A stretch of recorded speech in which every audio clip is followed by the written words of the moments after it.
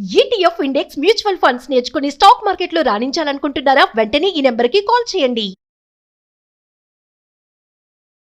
నమస్తే, welcome back to Suman TV. Present మనతో పాటు ఉన్నారు ఎనలిస్ట్ మందర్ కృష్ణారెడ్డి గారు. నమస్తే సార్. నమస్తే అమ్మ. సార్, చర్లపల్లి ఫ్యామిలీ సూసైడ్ గురించి అంటే మీరు ఆల్రెడీ ఫాలో అవుతున్నారో ఇప్పుడే వారం రోజులు అయిపోయినా ఇప్పటివరకు ఏ కూడా ఇన్ఫర్మేషన్ లేదు. అంటే ఫ్యామిలీ పరంగా సమస్యలు లేవు, ఆర్థికంగా సమస్యలు లేవు, ఇక మా టీమ్ లీడర్గా వర్క్ చేస్తుంది, అక్కడ కూడా ఎటువంటి సమస్యలు లేవు అంటున్నారు. మరి ఏం కారణమై ఉండొచ్చు? అంటే ఓన్లీ ఎలోన్లెస్ డిప్రెషన్ వల్లే ఆమె చనిపోయిందా పిల్లల్ని తీసుకుని వెళ్ళి అనే ఒక చాలా కోణాల్లో ఇది ఇన్వెస్టిగేషన్ అయితే జరుగుతుంది. మీ అనాలిసిస్ లో ఏమనుకుంటున్నారు సార్? విజయశాంతి ఉరఫ్ విజయారెడ్డి చర్లపల్లి లోపల వాళ్ళ అమ్మగారితో పాటు కలిసి ఉన్నటువంటి ఆవిడ పిల్లల్ని హాస్టల్లో పెట్టేసి భర్త ఏమో దుబాయ్లో ఉద్యోగం చేసుకుంటూ జీవితం కొనసాగిస్తున్నటువంటి పరిస్థితి. ఆవిడ టీమ్ లీడర్గా ఉంది ఒక సాఫ్ట్వేర్ కంపెనీ లోపల. నెలకు ₹1,00,000 పైన జీతం వస్తుంది. భర్త సంపాదిస్తున్నాడు. భార్యాభర్తల మధ్య కూడా ఏమీ పెద్దగా డిస్ప్యూట్స్ లేవు. బయట విషయాలు కూడా ఏమీ లేదు. రైల్వే పోలీసులు మ్యాక్సిమం ప్రయత్నం చేశారు. మనకు జనరల్గా సైకాలజీ ప్రకారంగా ఆలోచించినట్టయితే లేడీస్ డిప్రెషన్లోకి వెళ్ళడం చాలా జనరల్గా జరుగుతుంది. అంటే మగవాళ్ళ కన్నా ఆడవాళ్ళు తొందరగా డిప్రెషన్లోకి వెళ్ళిపోతుంటారు. అంటే ఒక అభద్రతా భావం, తనకు ఎవరు లేరు, నన్ను ఎవరు పట్టించుకోవడం లేదు, నేను ఒంటరిగా జీవిస్తున్నాను. ఒకసారి ఆఫీస్కి వెళ్ళొచ్చిన తర్వాత మిగతా టైం అంతా కూడా ఖాళీగా ఉండే పరిస్థితి ఏర్పడుతుంది. పిల్లలు ఉంటేనేమో పిల్లలతో సరదాగా గడపడానికి అవకాశాలు ఉంటాయి. పిల్లల్ని హాస్టల్లో చేర్పించడం వల్ల మరి ఎందుకు ఆ నిర్ణయం తీసుకున్నారో తెలియదు. అంటే చర్లపల్లిలో ఉండటం వల్ల అక్కడి నుంచి పిల్లల్ని రోజు కాలేజీలకు పంపించడం తీసుకురావడం పెద్ద కష్టం అవుతున్న ఉద్దేశంతో వర్కింగ్ ఉమెన్ కాబట్టి ఆ నిర్ణయం తీసుకున్నట్టుగా ఉన్నారు పరిస్థితి. వాళ్ళ బ్రదర్ చెప్తున్నటువంటి వారి ప్రకారంగా ఈమె మాటిమాటికి పిల్లల్ని తీసుకొచ్చేటువంటి ప్రయత్నం చేస్తూ ఉంటే నేనే చెప్పానండి, కాలేజీల్లో కూడా నేనే గార్డెన్గా ఉన్నాను, వాళ్ళని చేర్పించుకుని కూడా నేనే అక్కడికి తీసుకెళ్ళి, కాబట్టి గార్డెన్గా నా అనుమతి లేకుండా పంపించొద్దని కూడా నేను చెప్పాను. ఆవిడ వస్తే పంపించకండి అని కూడా నేను చెప్పాను. ఈ మధ్యకాలంలో చాలా ఎక్కువ జరుగుతోంది, పిల్లల్ని తీసుకురావడం చాలా ఎక్కువ జరుగుతోంది. మాటిమాటికి పిల్లల్ని తీసుకురావడం, మళ్ళీ 2-3 రోజులు ఇక్కడ ఉంచుకొని మళ్ళీ పంపించడం, ఇట్లాంటివన్నీ జరుగుతున్నాయనేది వాళ్ళ బ్రదర్ చెప్తున్నటువంటి మాట. అంటే దీన్ని బట్టి డిప్రెషన్ కొత్తగా వచ్చింది కాదు, ఇది కొంతకాలం నుంచి డిప్రెషన్లో ఉంది. ఆ డిప్రెషన్ పెరుగుతున్నటువంటి క్రమాన్ని ఎవరు పెద్దగా గమనించలేదు. అంటే ఆఫీసులో ఉన్నంతకాలం ఆఫీస్ పని సక్రమంగా చేస్తోంది. ఆఫీస్ నుంచి ఒక్కసారి బయటపడేటప్పుడు తర్వాత తనకు ఆటోమేటిక్గా డిప్రెషన్ పెరుగుతుంది.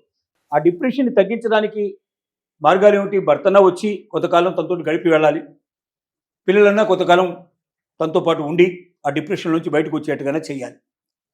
కానీ ఈ విషయం ఎవరు అర్థం చేసుకోలేదు. ఎందుకంటే ఎవరు లేరు కదా.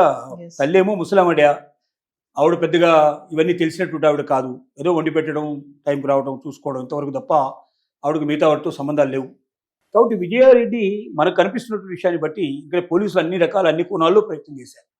చివరికి ల్యాప్టాప్ ఓపెన్ చేసి చూశారు, ఫోన్ ఓపెన్ చేసి చూశారు, ఎక్కడ ఏమీ తేడా లేవు. ఆఫీస్లో కూడా ఎటువంటి ఆఫీస్లోకి వెళ్ళి ఎంక్వైరీ చేశారు. 13 ఈమెతో పాటు 13 మంది టీం ఉంటే మొత్తం 13 మందిని ఎంక్వైరీ చేశారు. వాళ్ళు ఎవ్వరు కూడా ఒక్కరినా ఈమెకి వ్యతిరేకంగా చెప్పలేదు. అందరూ చాలా బెస్ట్గా ఉంటుంది, చాలా పర్ఫెక్ట్గా ఉంటుంది, సిస్టమేటిక్గా ఉంటుందని చెప్పారు తప్ప ఎవరు కూడా చెప్పలేదు. అంటే ఆఫీస్లో ఉన్నప్పుడు ఈమె డిప్రెషన్లోకి లేదు. అంటే పని భారం ఉన్నప్పుడు, పని బాగా ఉన్నప్పుడు తనకు డిప్రెషన్ ఉండదు అనే విషయం అర్థమవుతుంది. ఒక్కసారి ఆఫీస్ వదిలిపెట్టి ఇంటికి వచ్చిన తర్వాత తిరిగి మళ్ళీ ఆఫీస్కి వెళ్ళేదాకా తను డిప్రెషన్లో ఉంటుంది. భర్త సంవత్సరాల తరబడి దూరంగా ఉంటాం, ఎప్పుడు సంవత్సరానికి ఒకసారి వచ్చిపోవడం. రెండోది ఏమవుతుందంటే జనరల్గా సైకలాజిస్ట్ చెప్పేటువంటి దాని ప్రకారంగా మిడిల్ ఏజ్లో ఉండేటువంటి లేడీస్లో సహజంగా 40 to 50 మధ్యలో, 40 to 55 మధ్యలో ఉండేటువంటి లేడీస్లో ఈ డిప్రెషన్ ఎక్కువగా వచ్చే అవకాశాలు ఉంటాయి అని చెప్తుంటారు. ముఖ్యంగా ఆ సమయంలో భర్త యొక్క అవసరం చాలా ఎక్కువగా ఉంటుంది. అంటే చిన్నతనం లోపల మ్యారేజ్ అయిన కొత్తలో అసలు పురుషుడికి స్త్రీకి మధ్యలో ఉండేటువంటి అవగాహన చాలా తక్కువగా ఉంటుంది. పిల్లలు పెరుగుతున్న కొద్దీ, వాళ్ళు దూరం అవుతున్న కొద్దీ, వాళ్ళని దూరంగా పెడుతున్న కొద్దీ, వాళ్ళు చదువుల కోసం, ఉద్యోగాల కోసం దూరంగా పోతున్నప్పుడు భర్త దగ్గరగా ఉంటే బాగుంటుంది, భర్త తనతో పాటు పంచుకుంటే బాగుంటుంది, శారీరకంగానే మానసికంగానే భర్తతో ఏకమై ఉంటే బాగుంటుంది అనే కోరిక మిడిల్ ఏజ్లో ఉండేటువంటి స్త్రీలకు చాలా ఎక్కువగా ఉంటుందనేది చెప్పేటువంటి మాట. దీన్ని బట్టి చూస్తే ఇటు పిల్లలు దగ్గర లేకుండా, అటు భర్త దగ్గర లేకుండా, ముఖ్యంగా భర్త ఈ సమయంలో ఉండి ఉంటే తనకి డిప్రెషన్ నుంచి బయటకు వచ్చే అవకాశం ఉండడానికి అవకాశాలు ఎక్కువ ఉండేవి. కానీ తను దుబాయ్లో ఉండడం, కుటుంబం కోసమే తను కూడా ప్రయత్నం చేయడం, వీటన్నిటి ఫలితంగా ఏం జరిగిందంటే పిల్లలు దూరంగా ఉంటాం, ఆ పిల్లల్ని మాటిమాటికి తీసుకొచ్చే ప్రయత్నం చేయడం, అది మంచిది కాదని చెప్పి తమ్ముడు సలహా ఇవ్వడం, ఇట్లాంటివన్నీ కూడా జరిగాయి. తమ్ముడు చెప్తున్న మాట ఏంటంటే ఆ టైం లోపల నాకు ఫోన్ చేసి ఉంటే నేనైనా అన్నయ్య. వద్దని చెప్పి ఆపేసేవాడిని అని అన్నాడు. అందుకే బహుశా 6 తర్వాత ఎంచుకొని వెళ్ళినట్టుగా కనబడుతోంది. ఆ Yes. టైంలో అయితే బహుశా రెగ్యులర్గా ఉండేవాళ్ళు ఉండకుండా వేరే వాళ్ళు ఎవరో ఉంటారనే ఉద్దేశంతో తీసుకెళ్ళినట్టుగా కనబడుతుంది. ఏదేమైనా డిప్రెషనే దీనికి కారణం అనేటువంటి విషయం దాదాపుగా మనకు పోలీసులకు కానీ అందరికి కానీ అర్థమవుతున్న విషయం అదే. ఆ డిప్రెషన్ ఎలా ఉంటుందంటే అది పెరుగుతున్న కొద్దీ ఒక రాక్షసత్వం లాగా వచ్చేస్తుంది మనిషి లోపల. అంటే ఇక ఏది కనబడదు, ఏది వినడతారు, ఏం చేయదలుచుకున్నారో అది చేసేయడానికి సిద్ధపడతారు. పిల్లలు కూడా కనిపించలేదు. అసలు ఇంకెవరు ఏం కనబడరు.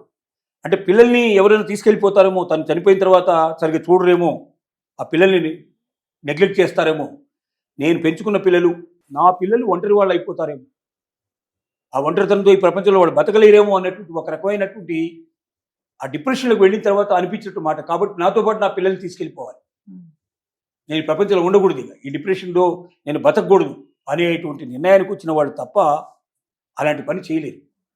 కాబట్టి దీన్ని బట్టి మనకు ఏమవుతుందంటే విజయారెడ్డి కేసును బట్టి లేడీస్లో డిప్రెషన్కు లోనయ్యే పరిస్థితులు ఉన్నాయి. కాబట్టి ప్రతి మిడిల్ ఏజ్డ్ లేడీ కూడా ఒంటరితనం అనుభవిస్తున్న వాళ్ళు, పిల్లలకు దూరంగా ఉన్న వాళ్ళు, భర్త కంపల్సరీగా కనీసం 6 నెలలకు ఒకసారైనా సైకాట్రిస్ట్ని కన్సల్ట్ చేసి తమ సమస్యలు ఏమిటో చెప్పుకొని దానికి తగినటువంటి ఏదైనా సొల్యూషన్స్ని తీసుకోవడం మంచిదనే విషయం మనకు కనబడుతుంది. Yes. అలా చేయకపోతే ఏమవుతుందంటే విజయారెడ్డి లాగానే ఇంకా అయ్యే పరిస్థితి ఏర్పడుతుంది. ప్రభుత్వం కూడా దీనికి తగ్గట్టుగా కాలేజెస్లో, అలాగే ఆఫీసెస్లో, తర్వాత కమ్యూనిటీస్లో కూడా ఎక్కువగా సెషన్స్ ఇలాంటివి కండక్ట్ చేస్తూ సైకాట్రిస్టుని పంపించి కండక్ట్ చేస్తున్నట్టయితే కొంతవరకు డిప్రెషన్ నుంచి బయటికి తీసుకొచ్చే అవకాశం ఉంటుంది. మరొక విజయారెడ్డి దీనికి బలి కాకుండా ఉండేటువంటి అవకాశం ఉంటుందని మనం మనవి చేస్తున్నాం. Thank you.